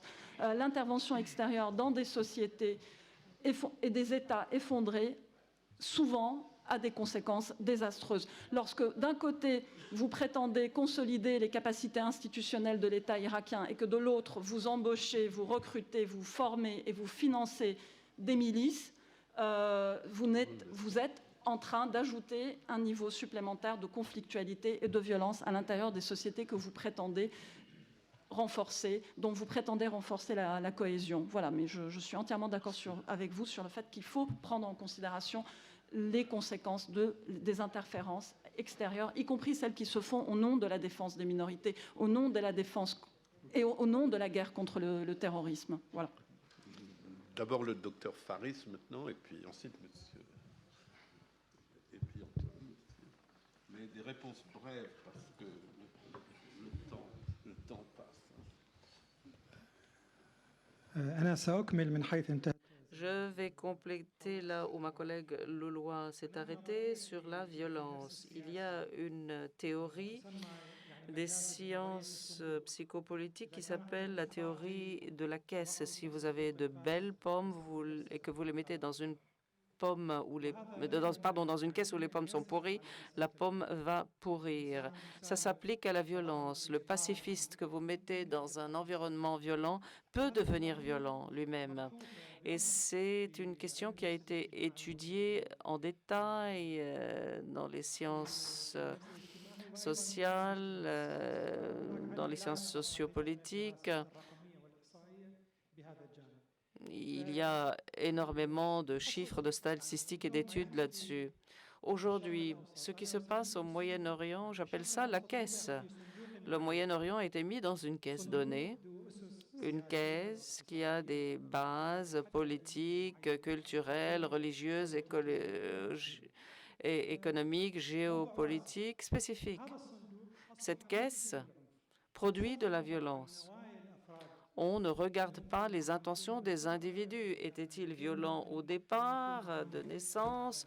Ont-ils choisi de devenir violents? Ça, on ne s'y intéresse pas. Il faut regarder cette idée de la violence. La violence n'est pas liée aux spécificités d'un individu donné. Et c'est une discussion philosophique très vaste.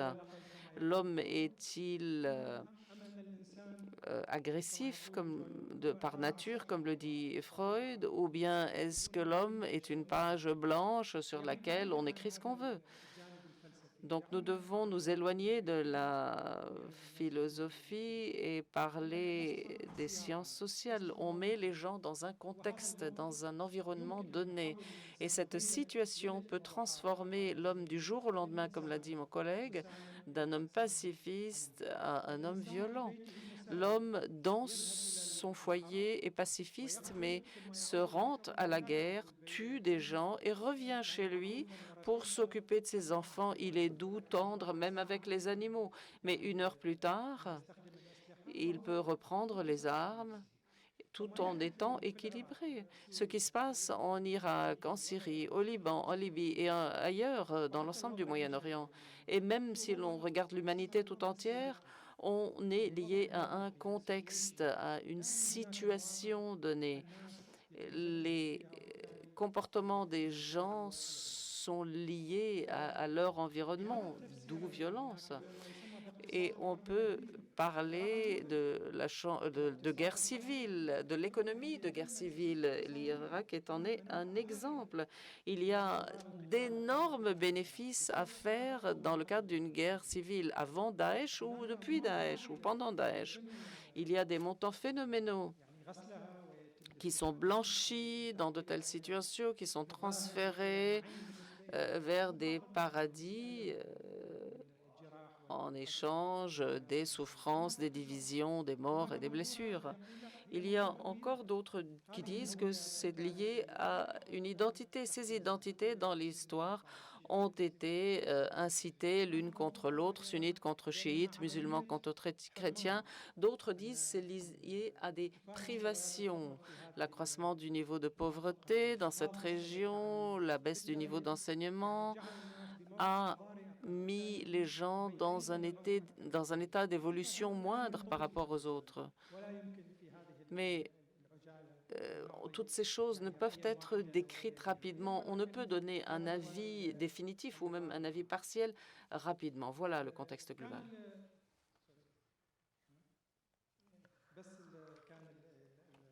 Alors, en réponse, bien, bon, très rapidement. Alors, doit-on essayer de trouver une solution en Irak? Je n'exagère pas en disant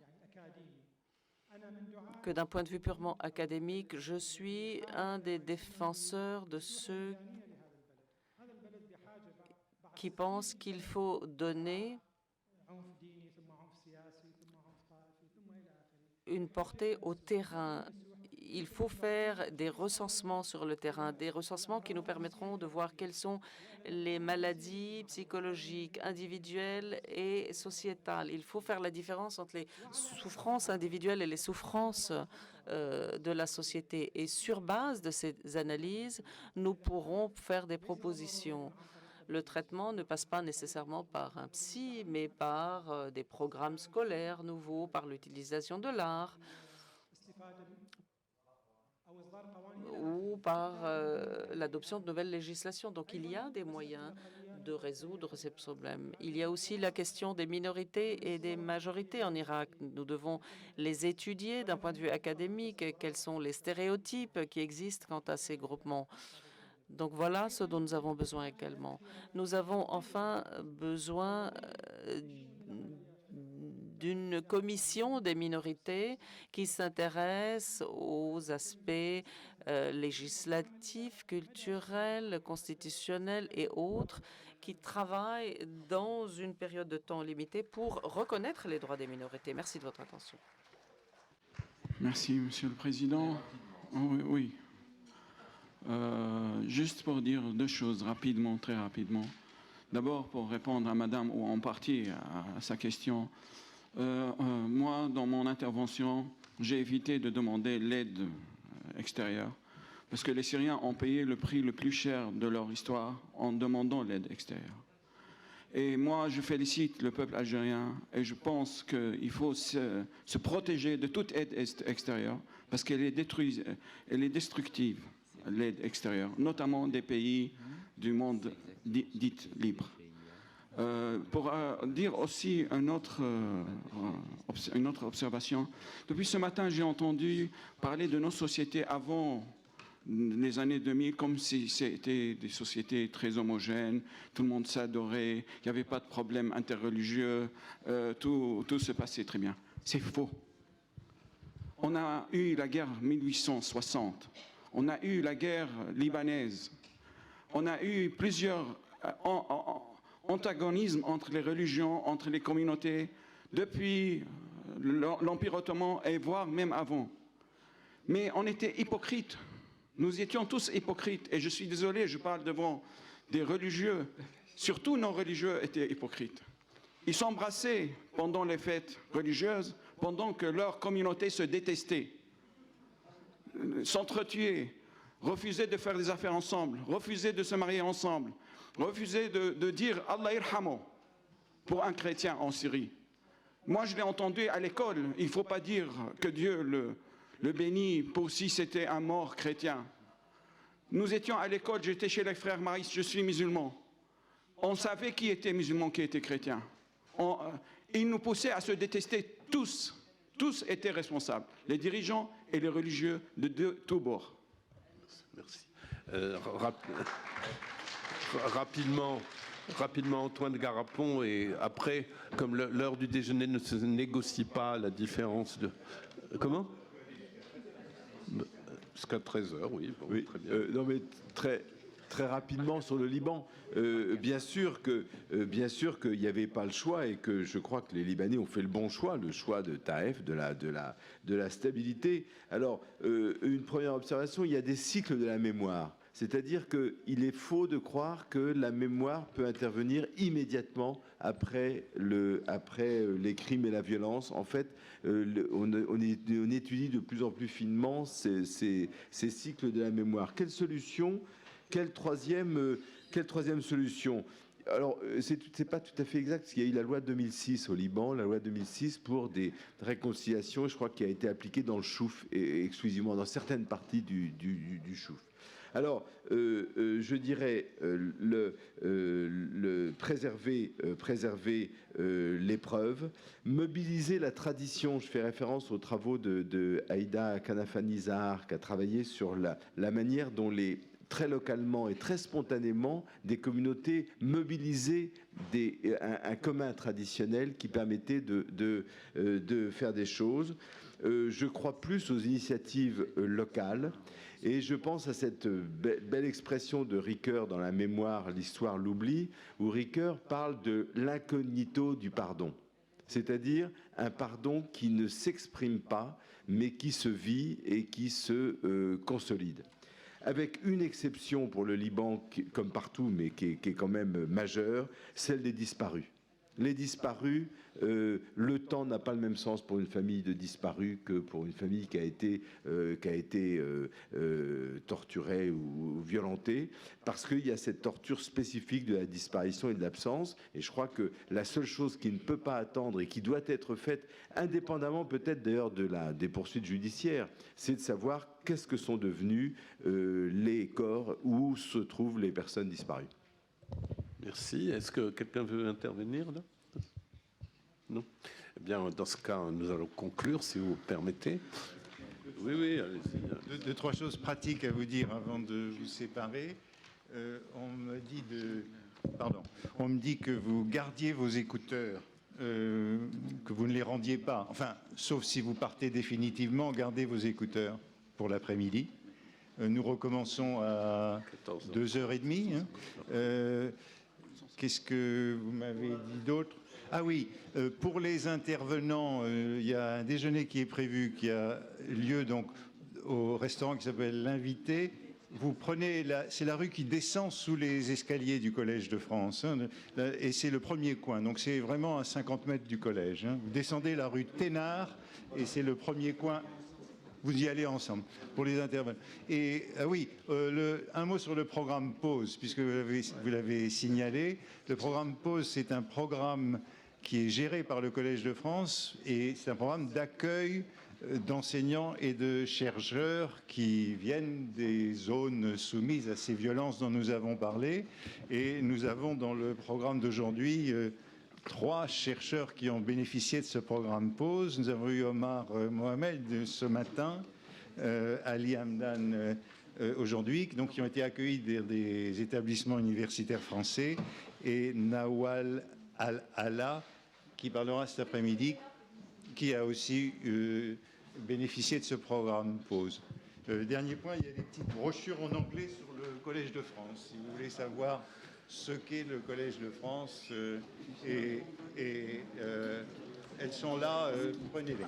Voilà, merci. À 2h30, on reprend. Merci à tous les intervenants qui ont participé à cette table ronde. Je crois qu'on a commencé à décortiquer un peu cette question de la violence et je pense qu'on aura l'occasion d'y revenir dans les thèmes de cet après-midi. Bon appétit à tous.